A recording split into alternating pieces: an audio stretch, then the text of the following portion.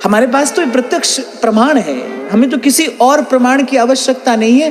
केवल रसिकों के मुख से सेवक जी ने श्री हरिवंश नाम सुन लिया, उनका मन शुद्ध था, उनका अंतःकरण बड़ा निर्मल रहा होगा, जो नाम सुनते ही नाम में थोड़ा अनुराग हो गया, और ऐसा अनुराग हुआ कि बस नाम रटते रटते सेवक जी कहते हैं आई सब सोही, मैंने सब कुछ पा लिया केवल नाम रटते रटते। आप देखो जिसको देखा ही नहीं कभी, उसका नाम रट रहे। अच्छा, एक और बात यहाँ पर बहुत विचार करने की है कि संतों के मुख से सेवक जी महाराज ने भगवान नाम नहीं सुना था। भगवान का नाम सुनकर जपना एक बात है, पर महाप्रभु जी का नाम सुना। महाप्रभु जी उस समय आचार्य रूप में विराजमान थे, महाप्रभु जी का नाम सुना और महाप्रभु जी के नाम में प्रीति हो गई। इसीलिए सेवक जी कहते हैं भाई भक्ति का सार सर्वस्व क्या है, वो भगवान की भक्ति नहीं, भगवान के भक्त की भक्ति है। और वैसे भी ये जो हमारा मार्ग है ना, इसको तो महाप्रभु जी ने गुरु मार्ग कहा। कोई कोई मार्ग इष्ट की कृपा से सफल सिद्ध होता है, पर ये तो गुरु मार्ग है। महाप्रभु जी जब विठल दास जी को पत्र लिख रहे हैं तो महाप्रभु जी क्या कहते हैं, तिहारे स्थापे गुरु मार्ग विषय अविश्वास अज्ञानी को हो। ये तो गुरु मार्ग है, गुरु की कृपा से। यहां तो केवल रसिक संतों की कृपा से ही कुछ प्राप्ति है। सेवक जी महाराज तो कह देते हैं, हमारे लिए कह देना बड़ा सरल है, पर एक बार विचार करो तो बड़ा आश्चर्य होता है कि सेवक जी महाराज कैसे कह देते हैं, जो हरिनाम जगत शिरोमणि वंश बिना कबहू नहीं ले। मुझे जो चाहिए वो अपने गुरु के हाथ से चाहिए। मैं जो देखूं वो अपने गुरु की दृष्टि से देखूं, मैं जो पाऊं वो अपने गुरु के ही भाव से पाऊं। ये गुरु मार्ग है। इसलिए रसिकों ने आज्ञा की है, जिनके जाने जानिए युगल चंद सुकुमार, शीस धरे जब चरण तर तब पहुंचे करमाई, रे मन रसिकन संग बिन रंच न उपजे प्रेम। इसीलिए कल मैंने आपको कहा था भाई, ये संतों गुरुजनों का सेवन करने का, सानिध्य प्राप्त करने का सुअवसर सौभाग्य यदि आपको प्राप्त हो जाए तो फिर भाई सकल सयानप छाण भज, दुर्लभ है यह बात। फिर चूकना नहीं, फिर तो तन मन प्राण न्यौछावर कर ही देना चाहिए। अटूट निष्ठा, अविचल निष्ठा गुरु चरणों के प्रति, आचार्य चरणों के प्रति हो। आपको एक छोटा सा उदाहरण देता हूं, मुझे स्मरण आ गया कि महादेव माता पार्वती को कथा सुना रहे। महादेव ने माता पार्वती से कहा कि एक बार देवर्षि नारद ने नारायण को श्राप दे दिया। वो दो पंक्तियां जो गोस्वामी जी ने कही हैं वो मन को बड़ा आनंद देने वाली हैं। आप देखिए, माता पार्वती के गुरु हैं नारद जी, उनके गुरु हैं। जब महादेव ने ये कहा ना कि देवर्षि नारद ने प्रभु को श्राप दिया, तो माता पार्वती ये नहीं कहती है कि नारद जी से ऐसी गलती कैसे हो गई। माता पार्वती ये कहती हैं कि नारायण से ऐसा कौन सा अपराध हो गया जो नारद जी को उनको श्राप देना पड़ा। मैं जब ये पंक्ति पढ़ता हूं तो मुझे बड़ा आनंद आता है कि देखो कैसी गुरु निष्ठा है। वो उनके गुरु हैं, प्रभु को श्राप दिया है नारद जी ने, और नारद जी बाद में अपनी भूल स्वीकार करते हैं, हाँ भाई हमसे भूल हुई। पर माता पार्वती की कैसी निष्ठा है, उनकी कैसी श्रद्धा गुरु चरणों में है। वो त्रिपुरारी से प्रश्न करती हैं कि नारायण से ऐसा कौन सा अपराध हो गया जो नारद जी को उनको श्राप देना पड़ा। तो महादेव को भी बड़ा आनंद आता है गिरिजा की ऐसी निष्ठा देखकर, गुरु चरणों में ऐसी निष्ठा देखकर। ऐसे कोई कोई उदाहरण मिलते हैं अपने आप में जो बड़ा आश्चर्यचकित कर देने वाले होते। ऐसी निष्ठा गुरु चरणों में, ऐसी निष्ठा। तो यहां तो आचार्य की भी वाणी है। महाप्रभु जी ने कहा कि तो गुरु मार्ग है। तिहारे स्थापे गुरु मार्ग विषय अविश्वास अज्ञानी को होते हैं। इस मार्ग पर गुरुजनों की और रसिक जनों की कृपा से ही सिद्धि है, या रस को साधन नहीं कोई। और सेवक जी महाराज युक्ति बता रहे हैं। पहले धर्म का विधान करते हैं, फिर इस परम धर्म को, इस श्रेष्ठ धर्म को प्राप्त करने की युक्ति भी बताते हैं कि करो श्री हरिवंश के नाम सो प्रीति, जा नाम प्रताप धर्म लयो। इस नाम से प्रेम कर लीजिए, इस नाम को रटना आरंभ कर लीजिए। सब कुछ इस नाम में ऐसे ही छिपा है जैसे बीज में वृक्ष छिपा रहता है। फिर आगे सेवक जी कहते हैं कि श्री हरिवंश धर्म जे जानत, प्रीति की ग्रंथि तही मिल खोलत। और श्री हरिवंश धर्मिन संग, धर्मी सुहात धर्म ले बोलत। अब सेवक जी कहते हैं जब नाम जपोगे तो नाम की कृपा से कुछ अनुभव भी होगा, क्योंकि नाम तो उजागर मंत्र है।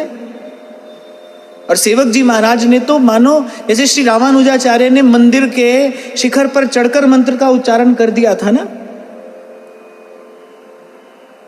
उनके गुरु ने कहा, बोले ये क्या किया, तुमको नर्क जाना पड़ेगा।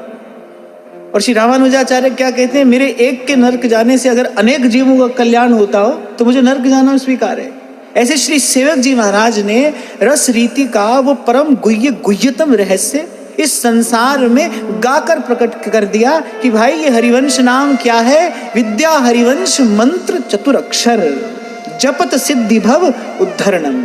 जय जय हरिवंश जगत मंगल पर, श्री हरिवंश चरण शरणम। मंत्र चतुरक्षर, और ये भी बताया इस मंत्र की शक्ति क्या है, इस मंत्र का ऋषि कौन है, इस मंत्र का देवता कौन है। सब कुछ सेवक जी ने प्रकट करके गा दिया। तो सेवक जी कह रहे हैं भाई जब नाम जपोगे तो नाम की कृपा से अनुभव होगा, नाम की कृपा से हृदय में प्रेम का प्रकाश होगा, क्योंकि प्रेम मूल यह नाम है। अनेक अनेक मंत्र हैं, सबकी अपनी अपनी सिद्धियां हैं। और थोड़ा सा अनुभव तो जीवन में हमको भी हुआ। वृंदावन आने से पहले सत्संग मिलता रहता था तो थोड़ा जीवन में राम नाम भी जपा, थोड़ा जीवन में कृष्ण नाम भी जपा। राम नाम जपो तो मन को कुछ और अनुभव होता है, कृष्ण नाम जपो तो मन को कुछ और अनुभव होता है। ऐसे इस नाम की सिद्धि क्या है, इस हरिवंश नाम की सिद्धि क्या है कि प्रेम मूल यह नाम है। ये हृदय में प्रेम का स्फुरण कराता है, प्रेम का वर्धन कराता है। तो सेवक जी महाराज कहते हैं कि जब नाम जपोगे तो प्रेम जन्य अनुभूति होगी। पर सेवक जी महाराज साधक को सावधान कहते हैं कि प्रीति की ग्रंथि तही मिल खोलत। बोले उस प्रेम जन्य अनुभव को अपने हृदय में छिपा कर रखना, दुरा कर रखना, और उसकी चर्चा कभी करना तो अपने ही धर्मी के सन्मुख करना, अन्यत्र कहीं नहीं। अन्यथा उससे भजन भावना में विक्षेप होगा, भजन भाव शिथिल पड़ जाएगा। प्रीति की ग्रंथि तही मिल खोलत, अर्थात गांठ में वो जो प्रेम रतन आपके कर पड़ेगा, बोले उस गठरिया को कभी खोलना तो अपने किसी धर्मी के ही सामने खोलना। प्रथम दिन हमने चर्चा की थी भाई मिलना किसको कहते हैं, जब मिलने के बाद दो न रहे एक रह जाए, उसी को मिलना कहते हैं। संग क्या है, जिसके संग से तन मन प्राण शीतल हो जाए, ग्रह व्यवहार भूल जाए, प्रेम में, भावना में, अनुराग में वृद्धि हो, वही संग है।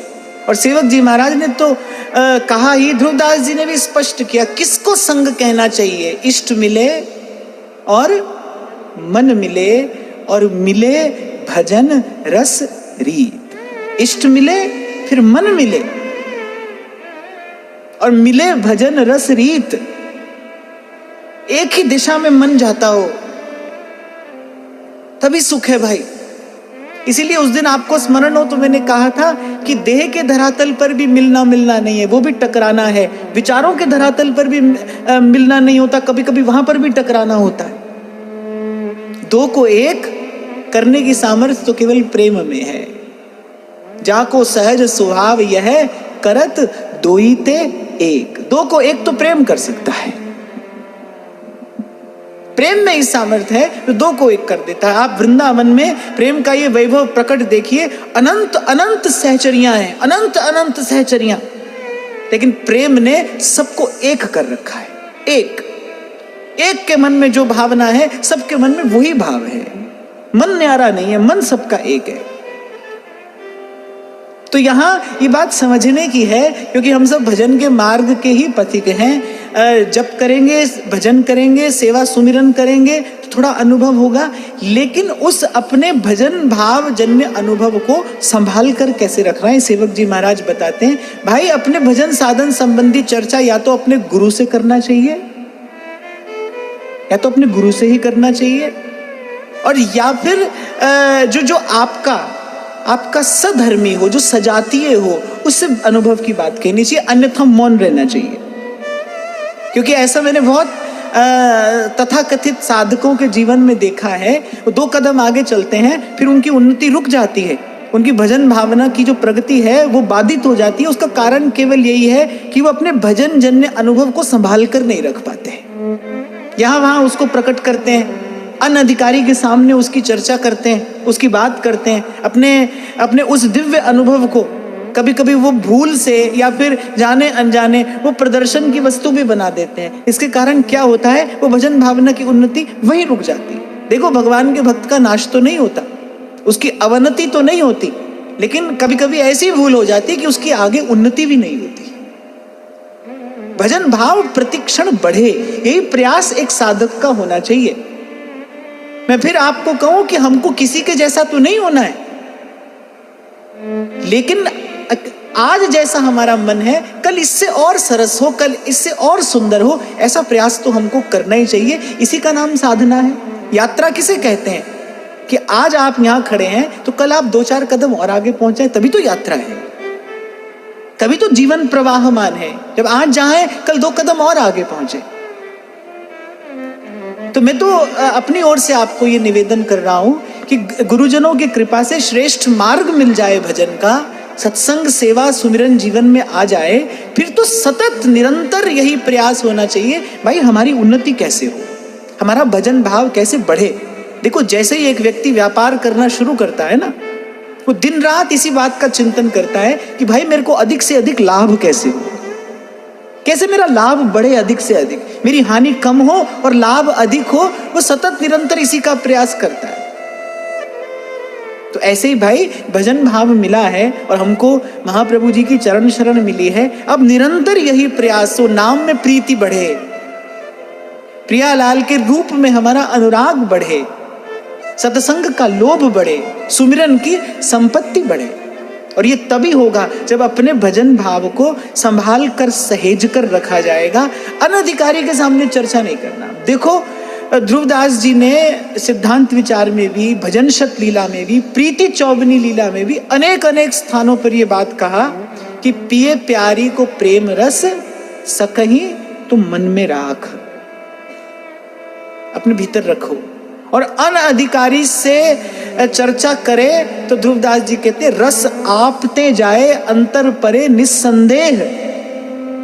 अयोग्य अनधिकारी से उसकी चर्चा कर बैठोगे तो अपने ही मन में उस प्रीति का अभाव हो जाएगा। और ये महत्वपूर्ण होगा, तभी सेवक जी महाराज ने इस धर्मी धर्म विधान में इस बात की चर्चा की है, इसका उल्लेख किया। ये महत्वपूर्ण बात होगी। मैं अपने अनुभव से आपको बता रहा हूं, ऐसी भूल सबसे हो जाती है, हमसे भी हुई।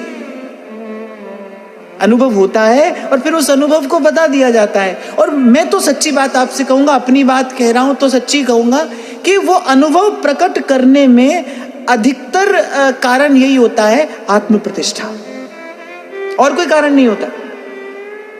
कहीं ना कहीं प्रत्यक्ष अप्रत्यक्ष रूप से यही कारण होता है कि खबर पड़ जाए कि देखो हम कितना भजन करते हैं, हमको भी भजन का कुछ अनुभव है। देखो, अभिमान जो है वो बड़े सूक्ष्म रूप में हमारे भीतर रहता है। इसीलिए कल मैंने आपसे कहा था, केवल ठाकुर जी की सेवा में उपस्थित होने से वो सूक्ष्म अभिमान नहीं जाता। उस सूक्ष्म अभिमान का नाश तो गुरु और संत की सेवा से होता है, प्रकट सेवा में जाने पर होता है। जब डांट फटकार पड़ती है, बार बार अपने अहंकार पर चोट पड़ती है, तब जाकर कहीं वो दाग धुलता है।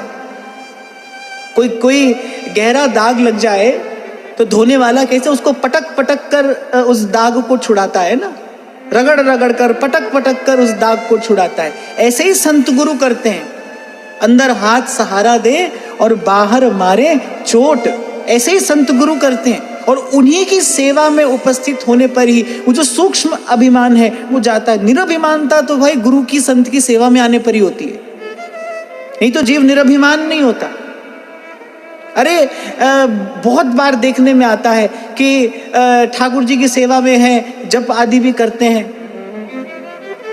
पर व्यवहार में, उनकी चर्चा में, उनकी चेष्टा में स्पष्ट दर्शन हो जाता है अभिमान का, दंभ का।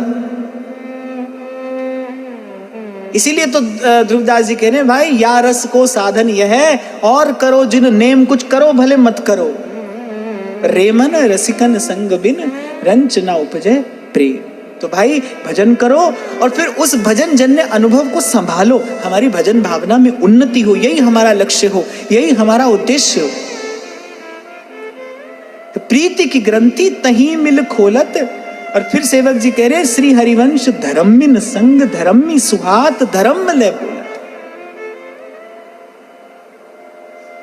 श्री हरिवंश धर्मी कृपा करें, तासु कृपा रस मादिक डोलत। सेवक जी कह रहे हैं, भाई निश्चिंतता, निर्भरता तो संत गुरु की कृपा से ही आती है। अपना धर्मी रसिक जन जब कृपा करते हैं और वो रस की बूंद पिला देते हैं, जिसको पीकर कबीर कहते हैं, हमको मिला जिया मन हारा, हमको मिला जिया मन हारा, हम ना मरे मरी है संसार, हम ना मरे मरी है संसार।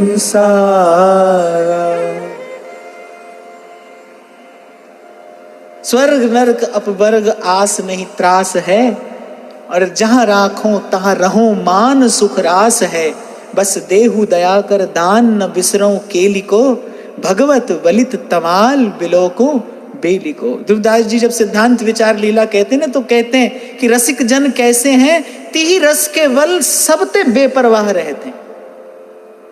अच्छा, एक बात और समझने की है, बेपरवाह होना एक बात है, लापरवाह होना एक बात है। अच्छा, दूर से देखोगे तो दोनों एक जैसे दिखाई पड़ेंगे। आप दूर से देखो तो दोनों बिल्कुल एक जैसे दिखाई पड़ेंगे। बेपरवाह भी वैसा ही दिखाई पड़ेगा, लापरवाह भी वैसा ही दिखाई पड़ेगा। पर लापरवाह कौन है? जो स्वयं की भी हानि करा रहा है, दूसरे को भी चोट पहुंचा रहा है। बेपरवाह की दशा कुछ और होती है, वो स्वयं भी आनंद में मग्न है और उसके निकट जाने वाला भी किसी अनिर्वचनीय सुख की प्राप्ति करता है। पर ध्यान रखना, दोनों दूर से एक जैसे दिखाई पड़ेंगे। तमोगुण में क्या होता है? व्यक्ति जड़वत पड़ा रहता है, प्रमादी होकर पड़ा है। और विशुद्ध सत्वगुण में क्या होता है? विशुद्ध सत्वगुण में भी व्यक्ति एक स्थान पर पड़ा है। पर वो जो तमोगुण में पड़ा है और वो जो सत्वगुण में स्थित है, वो दूर से देखने पर दोनों स्थिर हैं, लेकिन दोनों की अंत स्थिति में तो दिन और रात जैसा भेद है। जैसे अंधकार और प्रकाश में भेद होता है, वैसे ही उनमें है। तो रसिक जन कैसे हैं? बेपरवाह हैं। इसीलिए सेवक जी महाराज बार बार कह रहे हैं, भाई ये रस रीति कैसी है? शुद्ध, अविरुद्ध, बेपरवाह, माने किसी से लेना न देना। रहो को काहू मन ही दिए। इसीलिए महाप्रभु जी ने पहले यह कह दिया कि रहो को काहू मन ही दिए, माने ये बात हम किसी को उपदेश देने के लिए नहीं कह रहे हैं, ये तो हमारी मन की स्थिति है कि मेरे प्राणनाथ श्री श्यामा शपथ करूं तृण छिए। भाई किसी को कहीं रहना हो रहे। रसिक संतों ने जो सब उपदेश किया, अंत में यही तो कहा, भाई हमने तो यथामति अपनी बात बता दी, अब जिसको जैसा अच्छा लगे वैसा करे। अभी जब हम उत्तरकांड की चर्चा कर रहे थे तो श्री रघुनाथ जी अपना उपदेश आरंभ करने से पहले यही कहते हैं कि भाई हम बता रहे हैं, उसके बाद आप विचार करना और जैसा आपको अच्छा लगे वैसा करना। तो रसिकों की स्थिति बड़ी अद्भुत है, असाधारण है, वो बेपरवाह है। यहां ध्रुवदास जी कह रहे हैं, सेवक जी महाराज कह रहे हैं कि और जब धर्मी कृपा करते हैं तभी वैसी रसमत्तता प्राप्त होती है, मस्ती। अगर सरल शब्दों में कह दूं ना मैं इसको, मस्ती, सहजता। अच्छा, सहज शब्द की व्याख्या कोई नहीं की जा सकती, क्योंकि ये अनुभूति की बात है। सहज कौन होता है? कभी कभी सहज होने का प्रयास करते करते व्यक्ति बहुत असहज हो जाता है। वो बेचारा इसी प्रयास में लगा है कि हम किसी तरीके से सहज हो जाएं, वो सहज होने के प्रयास में असहज हो जाता है। सहज होना कुछ और है, सरल होना कुछ और है। उसमें न कोई लाग लपेट है, न कुछ लेना देना है, उसमें न कोई प्रयास है। वो तो बस ऐसा ही है। कई बार हमने चर्चा की भक्ति का अंतिम फल क्या है। भक्ति सहज कर देती है। नवम सरल सब सो छल हीना, मम भरोस ही हर्ष न दीना। भक्ति करके होता क्या है? सहज हो जाता है। ठाकुर जी तो यहां तक कह रहे हैं मेरे दर्शन का फल क्या है? मम दर्शन फल परम अनुपा, जीव पाव निज सहज स्वरूप। हमारा सहज स्वरूप क्या है? कछु लेना न देना मगन रहना, कछु लेना न देना मगन रहना। ठाकुर जी का सहज स्वरूप क्या है? वो भी अपने निजानंद में मग्न है। आप ठाकुर जी को देखो, वो अपनी मस्ती में मग्न है। उनको भी संसार की भीड़ से लेना देना नहीं। चल रही भीड़ ते न्यारे ही खेले। प्रिया जी के लिए सेवक जी महाराज क्या कहते हैं? सुभग सुंदरी सहज सिंगार, सहज रूप वृषभानु नंदिनी, सहजानंद कदम्बिनी, सहज विपिन घन उदित चंदनी। हमारे प्रियालाल का स्वरूप कैसा है? सहज। और स्वभाव कैसा है? सो भी सहज। सहज स्वभाव परो नवल किशोरी जू को, मृदुता दयालुता कृपालुता किरासी। तो रसिकों की कृपा से सहजता प्राप्त होती है। सहजता, न लेना न देना।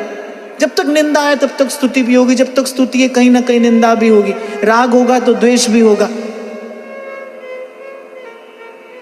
संसार की वस्तु को प्राप्त करके आनंद हो रहा है तो फिर खो जाने पर शोक भी होगा।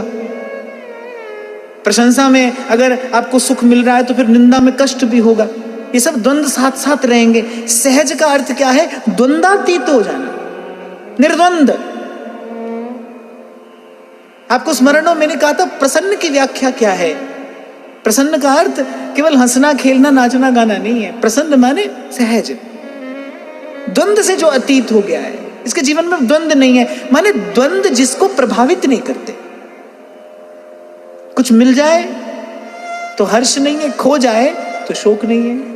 इसे कहते हैं सहज स्थिति, प्रसन्न स्थिति। गीता में इसे ही भगवान ने स्थित प्रज्ञ कहा है। और विचारक लोग, विद्वान लोग इसको ही स्वस्थ होना कहते हैं। स्वस्थ होना माने अपने स्वरूप में स्थित होना, अपने सहज स्वरूप में स्थित। कि संसार की वस्तु प्राप्त होने पर कोई हर्ष नहीं है, खो जाने पर कोई शोक नहीं है। क्योंकि उसने जान लिया है ये आ भी किसी की इच्छा से रहा है और जाएगा भी किसी की इच्छा से, और निश्चित है आया है तो जाएगा ही। इसलिए इस पर बहुत अधिक विचार न करते हुए अपने सहज स्वरूप में स्थित। और यहाँ के रसिकों की यही दशा है। कैसी कैसी विपदा झेल कर वो वृंदावन में पड़े रहे हैं। मृत्यु तुल्य कष्ट भी यहाँ के रसिकों ने पाया है वृंदावन वास करने के लिए। मृत्यु तुल्य कष्ट, लेकिन उस कष्ट को झेल कर भी, और झेलने का अर्थ है प्रसन्नता पूर्वक झेल गए हैं। माने झेलने के बाद उनको कोई शिकायत नहीं है, प्रसन्नता पूर्वक वो कष्ट झेल कर वृंदावन में पड़े हैं, क्योंकि अपने सहज स्वरूप में स्थित हैं। दृष्टि कहीं और है, दृष्टि कहीं और है। सतत नाम रूप और लीला रस का पान कर रहे हैं धाम के आश्रय में पढ़कर। देखो एक और बात मैं यहाँ कहूँ, कभी कभी हम चर्चा कर देते हैं कि उस दिन ही मुझसे किसी साधक ने प्रश्न किया, यही लिखा था तो मैं चर्चा नहीं कर पाया, कि आप कई बार कह देते हैं कि संसार की चर्चा करने से तो अच्छा है सो जाओ, चादर तान कर सो जाओ, पर संसार की चर्चा मत करो। तो मेरे साथ तो यही होता है, जैसे ही माला लेकर बैठूं मुझे नींद आती है।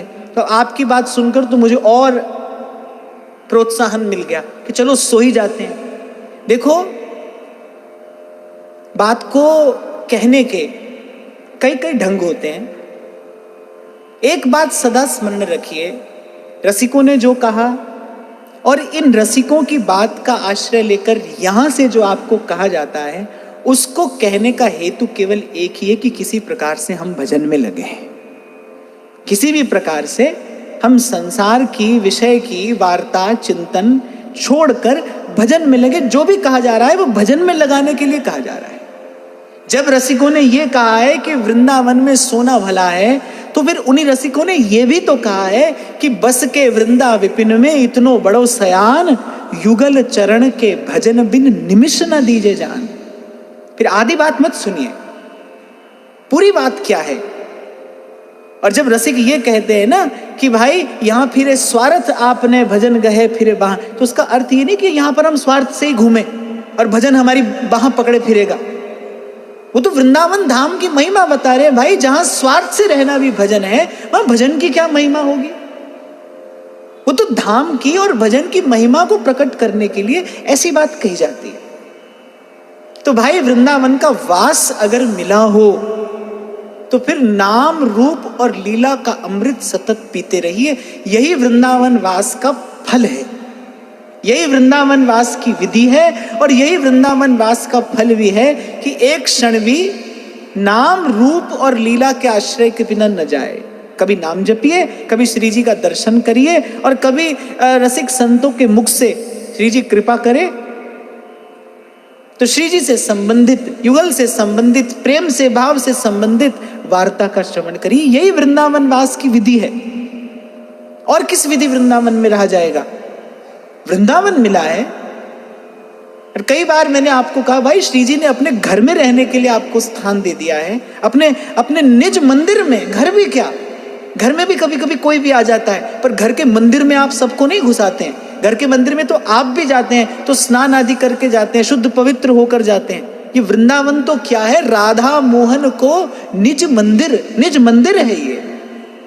ऐसा व्यास जी कहते हैं, महाप्रलय रही जात।